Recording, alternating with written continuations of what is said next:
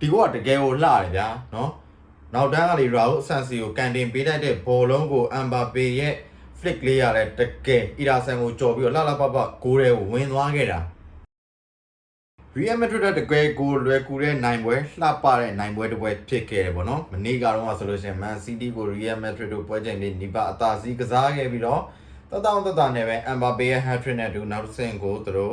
ရှုံးထွက်16တင်ဆင့်ကိုလွတ်ကျွတ်တက်ရောက်သွားနိုင်ခဲ့ပြီးမနေ့ကတော့ပွဲမှာဘေယာကအပြောင်းလဲဖြစ်သွားစေတာလဲဆိုလို့ရှိရင် Mbappe ရဲ့ပွဲစ3မိနစ်မှာတွင်ယူသွားတဲ့တွင်ကိုပဲဒီကောတကယ်ကိုလှတယ်ဗျာနော်နောက်တန်းကလေရာဦးဆန်စီကိုကန်တင်ပေးလိုက်တဲ့ဘောလုံးကို Mbappe ရဲ့flick လေးရတယ်တကယ်အီရာဆန်ကိုကြော်ပြီးတော့လှလှပပဂိုးတွေကိုဝင်သွားခဲ့တာ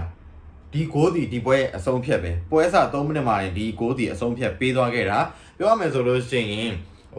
ဒီဂိုးဝင်သွားတာနဲ့ Man City ကစားသမားတွေရဲ့မျက်နှာ Guardiola ရဲ့မျက်နှာတွေမှာသူတို့ရဲ့ယုံကြည်ချက်ဒီ confidence တွေအားလုံးပျောက်ဆုံးသွားတယ်တကယ်ပြောရမယ်ဆိုလို့ရှိရင်ပွဲမစဝင်လာတဲ့အချိန်မှာလေ Man City ကစားသမားတွေအဲ့လောက်မမျှော်လင့်တာဒါပေမဲ့ဒီပွဲဒီသွင်းဂိုးဝင်သွားတဲ့အချိန်မှာတော့ Guardiola ကိုယ်တိုင်နဲ့သူလက် shot လိုက်တယ်ဆိုတော့လက်ခံလိုက်တဲ့ပုံပဲဆိုတော့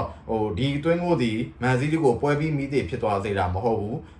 းပွဲစားနဲ့မိသေးသွားစေတဲ့တွင်းကိုတကူเนาะတကယ်ကိုကောင်းတယ်ဒါပေမဲ့အဲ့တွင်းကိုမှာအားနေချက်ကဘာတူလဲဆိုတော့ကျွန်တော်တို့ DS เนาะအသင်းကောင်းဆောင်တယောက်အနေနဲ့သူလန့်တပင်အသင်းကောင်းဆောင်တယောက်အနေနဲ့မဖြစ်တဲ့အမားမျိုးပေါ့เนาะသူ့အနေနဲ့ဒီတွင်းကိုဒီ Mbappe ဒီဘောလုံးမရောက်ခင်သူရအောင်လန့်တားသေးပေမဲ့သူ့ရဲ့တာစီမှုကအားနေချက်ရှိခဲ့တယ် Stones ကလည်းကျွန်တော်တို့ Mbappe ကိုလိုအပ်တဲ့ pressure မပေးတာဘူးဆိုတော့ဒီတွင်းကိုက Mbappe အတွက်လည်းလွယ်ကူပဲလှပတယ်တွင်းကိုတကူဖြစ်ခဲ့တယ်ကျန်တဲ့ပွဲကစားချိန်တွေမှာလည်း Real Madrid ကပဲဒီ Man City ကိုထိန်းချုပ်ပြီးတော့လိုသလိုထိန်းချုပ်ပြီးကစားသွားတယ်ပွဲတန်ဖိုးတစ်ခုလုံးကို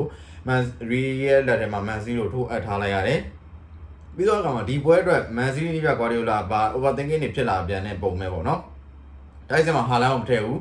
Mamush ကိုပွဲထုတ်ခဲ့တယ်ပြီးတော့တဲ့ကောင်မှာနောက်တန်းမှာဆိုလို့ရှိရင်ကျွန်တော်တို့ Stones ကိုညာနောက်ကန်လိုနေရာမှာထားပြီးတော့DS နဲ့ပြီးတော့တဲ့ကောင်မှာ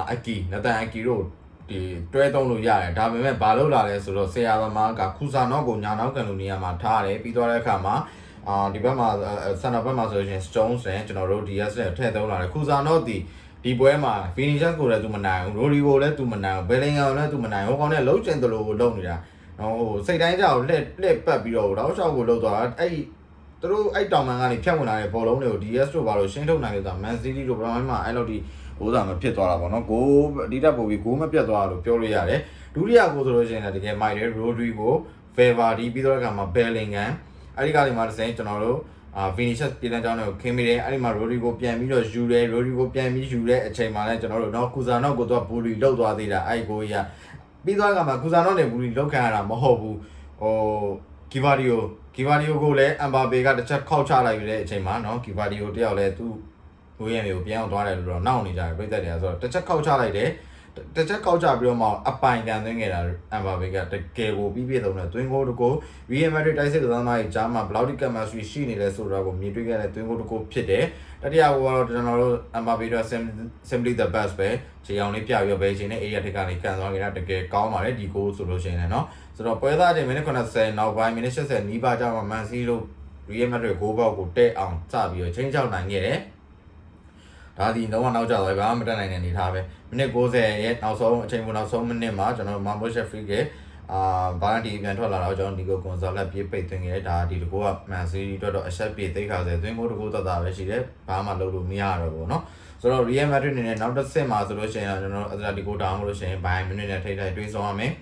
sorry Atletico ဒါမှမဟုတ် Liverpool နဲ့ထိပ်တိုက်တွေ့ဆုံရမယ်ဆိုတော့နောက်တစ်ဆင့်မှာလည်း Real Madrid ကပွဲကြီးပွဲကောင်းတွေကိုဆက်ပြီးတော့ကစားဖို့ရှိသေးတယ်ပေါ့เนาะဆိုတော့တကယ်ကို Mbappe အတွက်ချီကျူရမယ် Mbappe အတွက်လက်ရှိ Real Madrid ကစားသမားပေါ်အကောင်းဆုံးပွဲတစ်ပွဲလို့ပြောနိုင်တဲ့ပွဲကမနေ့က Man City နဲ့ပွဲပဲဖြစ်ခဲ့တယ်သူရဲ့ hat-trick ဒီလုံးဝကို perfect ပဲလုံးဝဒီ Champions League ညရဲ့လုံးဝတကယ်ကို perfect ဖြစ်စေခဲ့တယ်ပေါ့နော်ဆိုတော့မနေ့ကတော့ဆိုလို့ရှိရင်မနေ့က Champions League ပွဲမှာဆိုရင် Juventus ကလည်း Feyenoord ကိုအဝေးကွင်းမှာရှုံးပြီးပြုတ်သွားတယ် PSG ကတော့ J ပြတ်9ပြတ်ကြီးပဲเนาะရှယ်သွင်းချသွားတာအမှန်ကန်ဆိုတော့ကျွန်တော်ဒီနေ့တော့ဒီလောက်နဲ့ပဲရန်နာကြပါတယ်မနက်ဖြန်မှာကျွန်တော် Shadow Topic တွေနဲ့အတူပြန်လာခဲ့ပါမယ်အားလုံးကိုကျေးဇူးတင်ပါတယ်